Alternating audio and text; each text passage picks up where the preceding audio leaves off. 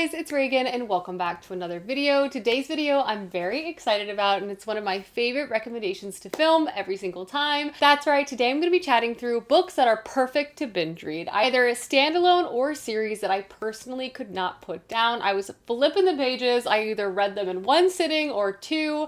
These are the perfect books to pick up if you're feeling a little slumpy or just want something that's so plot forward and will completely grip you. But before we dive into the books themselves, first a word from this video's sponsor, which is Van Ryder Games. There's one fundamental truth about me, it's that I love a game, especially a board game. I think it's such a fantastic way to gather and hang out with friends, but it's also a really fun way to hang out with yourself as well. I love solving mysteries, I love working together, but I especially love beating all of my friends and loved ones and being a dominant game player that no one can ever defeat, which is why I'm so excited to be partnering up with Van Ryder Games. And if you're not familiar, Van Ryder Games has a love and passion for creating immersive gaming experiences, and they have such a huge array of projects for various types of gamers out there. But at the heart of all of them, they've put a lot of love and passion in creating an unforgettable experience for any of their game players. First, I of course have to shout out the Final Girl series by Van Ryder Games. This is like a cult classic, a beloved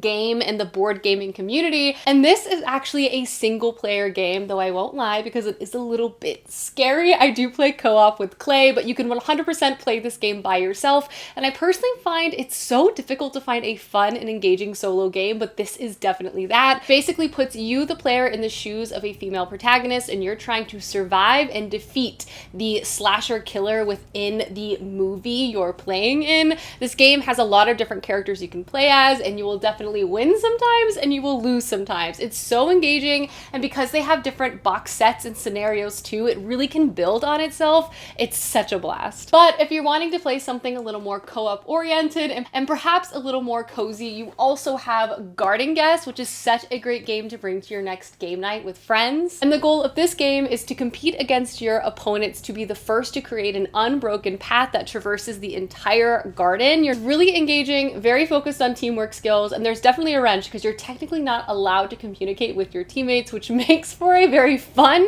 and sometimes a difficult scenario, but this is so whimsical and so cute. Again, I love this as well. But the product I especially want to cover, especially if you're a book lover like me, and I suspect you are their graphic novel games. These are essentially choose your own adventure stories, and they're so cool. I recently played the Sherlock Holmes The Beginning story. You're working alongside Sherlock Holmes to solve a case, and you basically throughout reading this book select who you want to interview, what clues you want to collect, and based on your decisions you'll flip around to see if one, you're able to solve the mystery, and you also have to deal with a variety of consequences based on your decisions. It's so well constructed and it really fits the vibe of whatever environment you're reading. Again, I love Sherlock Holmes, so that's why I started with this one. But they also have lots of different vibes as well. And what's super exciting is actually the 5th season of the graphic novel adventure books is launching on Kickstarter on March 19th, but the preview is available now. So be sure to check that out if you guys want to learn more about these choose your own adventure narrative games, because they're truly a blast. Thank you so much to Van Ryder Games for sponsoring this video. Again, if you guys want to learn more about any of the board games or graphic novel adventure books I featured today, I'll have a link down below to their website, well as their just recently launched Kickstarter for their graphic novel adventures. But again, thank you to Van Ryder Games for sponsoring this video, but without further ado, let's go ahead and dive back into the books. So personally speaking, I love reading a variety of things, but I will say when I'm feeling a little bit slumpy, something that's super plot forward and I will not be able to put down is always a perfect pickup for me. And recently I've been a bit slumpy, so I felt inspired to put together this video in case you were feeling the same. The first book I have to recommend is The Deep Sky by Yumi Kitasai. This book is absolutely gripping, and I would describe it as kind of like a murder conspiracy investigation mixed with literary fiction, very sci-fi and literary. The combination of those two things will make this absolutely unputdownable. And in this story, we're following our main character, Asuka. And Asuka is part of this very elite and prestigious space program where 80 individuals selected from all around the world were picked, basically be sent out into space as Earth's last hope to found a new planet, because conflict, both in war and environmental catastrophe, is basically ruining Earth as we know it. In this book, we're basically following two timelines. First is present day. We follow Asuka and the crew as they have now woken up and they're pretty far along in their current space journey, and they all have a variety of tasks and they do what they need to do on a daily basis, but something absolutely rattles the ship, and that is quite literally a bomb goes off, resulting in the death of 3 crewmates. We follow Asuka as she's basically assigned to investigate this crime, and Asuka herself struggles a lot with insecurity. First, she was basically selected as an alternate to be a part of this mission, so she feels like she shouldn't be there, she doesn't belong, she doesn't fit in, and she doesn't really have a task that's really designated to her, which is one of the reasons why she's actually picked to lead this investigation. 2, she also struggles with identity, and that's also a large part of this book, alongside the present day timeline that is very thriller oriented. The entire book takes place over like 24 hours, and you're not quite sure who to believe, what's reality, what in the world is even going on. But we also follow Asuka as she's growing up and also training to be a part of this space program. A very important wrinkle, and what also makes this book so intense, is that all of these individuals on this ship have grown up together and have known each other for years and years and years. So the possibility of a bomb killing some of the crewmates is absolutely throwing everything upside down. This book was absolutely captivating, and I also really appreciated the human element of this. Asuka was a fascinating and very empathetic character. I was really rooting for her. Loved how introspective this book was while still maintaining the sort of thriller angle it had throughout the story too. It just had a really interesting combination of things, and it personally worked for me so well. Next up is a very short book, but a book that will for sure take you on a ride. A book I also read in one sitting because I simply could not put it down, and that is Piranesi by Susanna Clarke. This book is an absolute vibe. I also feel like in a lot of ways it's best to go into this book knowing as little as possible, because a large part of the experience of reading this is simply trying to figure out who is our main character, where are they, and what in the world is going on. It's incredibly strange. The language of this book is strange. The setting of this book is strange. But you also get a sense that like something is wrong, and we need to sort of begin to piece things together. Follow our main character, who appears to live in this very crumbling structure full of water and vegetation. They're also alone. And we basically are reading their diary as they go about their day. But again, there's like a lot more happening, and I assure you there is a big central mystery at the core of this book too. But as I mentioned, it's really just about reading and figuring it out for yourself. It's also so beautifully written and incredibly captivating. Like, it's weird in all of my favorite ways. I loved it. It felt like both modern and just an absolute myth from the past. It's such a cool combination of things. And again, a book that you will read so quickly and you won't be able to put down. Next up, I have The Faithful and the Fallen by John Gwynne. I read this entire 4-book, very long fantasy series in a span of like 2 or 3 weeks. I read the first one, I immediately picked up the second one, the third one. I simply could not put this book series down. You want a fantasy world that will absolutely suck you in, have a huge cast of characters to follow, so many storylines to be shocked by, entertained by, be frustrated by. This is such a great series to pick up. I would describe this fantasy series again as very classic. It utilizes a lot of well-known fantasy tropes, and for the most part is incredibly successful in their use case. This series also feels incredibly nostalgic for me, I think again because of its just classic setup. And the first one, we're introduced to a kind of core group of characters. One of them is named Corbane. He is kind of a young man coming into himself, coming into his power. It's very much utilizing like chosen one tropes, coming from a small town to take on a large evil force. Classic good versus evil. Lots of combat, lots of escalating combat, and the scale of the world also grows book over book. We are introduced to a lot more characters along the way. Like, there's so many characters you're going to run into. You're going to be in lots of different locations at different points. There's lots of really satisfying like character threads and connections and crossovers that also makes this series such a blast to read. But yeah, if you want like good versus evil, military focused writing, like this is such a great series to read. Again, I read basically all 4 books, which are all very long in a short span. I could not put these books down. Next up, I have The Vampires of El Norte by Isabel Cañas. I love Isabel Cañas so much. Both of her books are perfect books to pick up if you just want to read something that's going to absolutely pull you in. She combines elements of like really melodramatic romance and horror, make truly one of my favorite reading experiences out there, because I am so sold and invested in both the characters, their romance, their feelings for each other. And I'm also so fearful for everyone because they're also surrounded by all of these horrible things, and I just want them to thrive. This story is centering, as you would guess, vampires, but not like the cute, sparkly, attractive vampires. No, the true horrors that exist in the night. This book is set in the 1800s, and it's set near the border of Texas and Mexico, and we follow our main character who has grown up on ranches, and she has spent a lot of her life witnessing the reality of a lot of ranches being stolen by settlers from Texas, and a lot of her family and loved ones have spent many, many years trying to protect their borders and their homes from being taken. Also, our main character is very familiar with monsters in the night because she was attacked as kind of a young girl by something on her family's property. Fast forward, the conflict between the ranchers and settlers trying to steal their home and property are escalating. In combination with this, there's also seemingly some type of wild animal or monster in the night attacking people across these properties. Not to mention, someone from our main character's past also reappears and things get complicated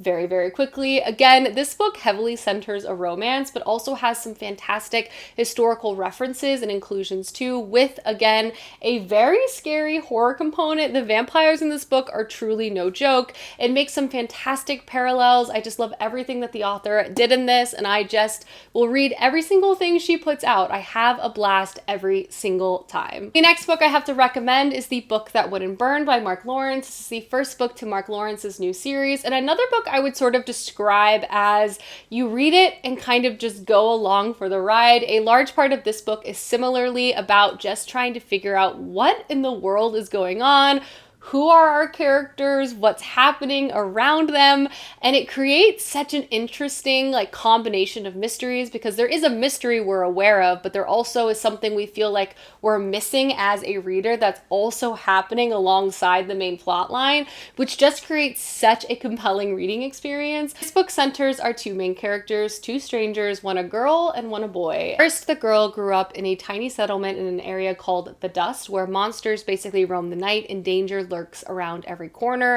And at the beginning of the story, her settlement is attacked and she's forced to flee, resulting her ending up in kind of the big city in this world. From there, we follow her as she becomes an apprentice to this huge magical library within the city, and we begin to learn about this magical library. The other character we follow is a boy who has grown up in an isolated chamber within a magical library with his siblings. He knows no one else but his siblings, and they all kind of have an ability that's related to this magical thing that exists within their library chamber.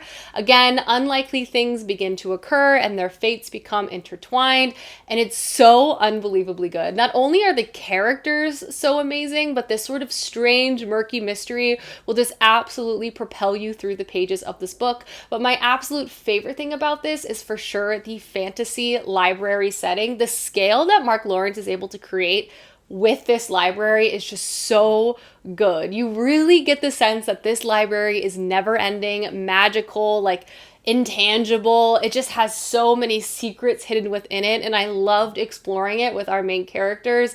It was a blast. I can't wait for the next book within this series, but I absolutely devoured this first installment. If you love books about books, you gotta read this. Next up, I have a sci-fi sort of space opera recommendation, and that is Ancillary Justice by Anne Leckie. This is the first book to a sci-fi trilogy that is so good and fascinating on so many different fronts. I love this series so much. I'm currently about to read the third and final book within the trilogy itself, and I have loved every installment so far. Our main character, Breck, is one that you will immediately fall in love with, and just the conspiracy and the political scale and nature of the series is just truly so good. In this series and in book one, we're introduced to our main character, Breck, and at the beginning of book one, we find her in a very desolate, snowy landscape, and she's traversing this landscape by herself, and we learn that she is seeking out revenge against somebody who we're not entirely sure. But from there, we also learn that Breck was once known as an entity called the Justice of Torin.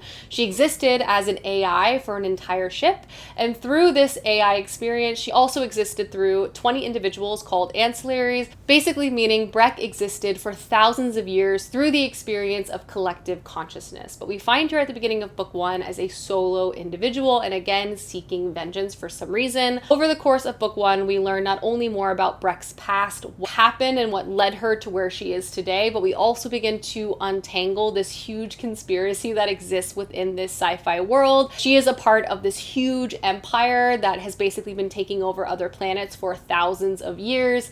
It's so good. It's just so well written. It's so well paced. The characters are truly impeccable, and just all the different mysteries at play. I just could not put this book down. I couldn't put book 2 down. There's also so many interesting things that Ann Leckie does within this series as it relates to culture and gender and perception of self. It's truly just top notch, and I am obsessed with this series. You gotta read it. Another series I absolutely flew through, I read book 1 and immediately read book 2 in a matter of days, is the School of Man series by Naomi Novik. The first one being A Deadly Education. This story, we're introduced to our main character, Elle. And Elle is currently attending a place called the School of Mans, which is a magical school for young people to learn how to harness their magic. In this world, being a magic user is incredibly dangerous, particularly an untrained one, because you can't defend yourself, because monsters exist who are basically drawn to magic users and they try to consume them, and it's just a very dangerous existence on a daily basis. So a solution that a bunch of adults had was to create an isolated magical school that they could send all their kids to. There's no actual teachers, and the school itself sort of has its own consciousness, leading classes, leading homework, assigning classes, doing all of these things. But what has resulted is that while the School of Mans might be less dangerous than the outside world, it's still an incredibly dangerous place where students are basically fighting for survival every single day.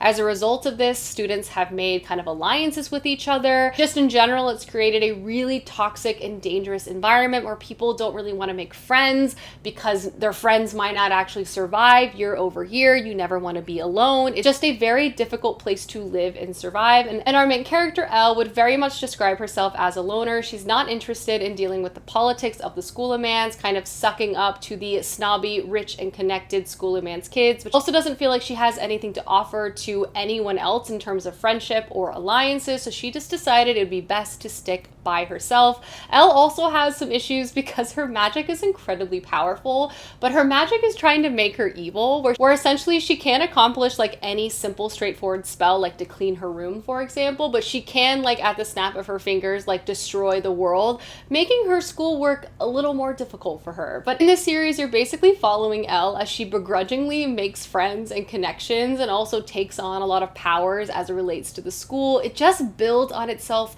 so well. It's so funny. I love all the different connections in this series. The magic is really cool. The magic system is really cool. And just like the plot twists in book 1 and book 2, I was absolutely hooked. I still need to read book 3. I'm really excited to read book 3, but I'm also sad that this trilogy is ending. But if you want something that's just absolute magic school vibes that you won't be able to put down, the School of Mans series, I promise you. And the last book I'm going to recommend is actually a book I just completed, but it's the perfect combination of like fantasy and thriller story. If you love a mystery, this is the book for you, and that is The Tainted Cup by Robert Jackson Bennett.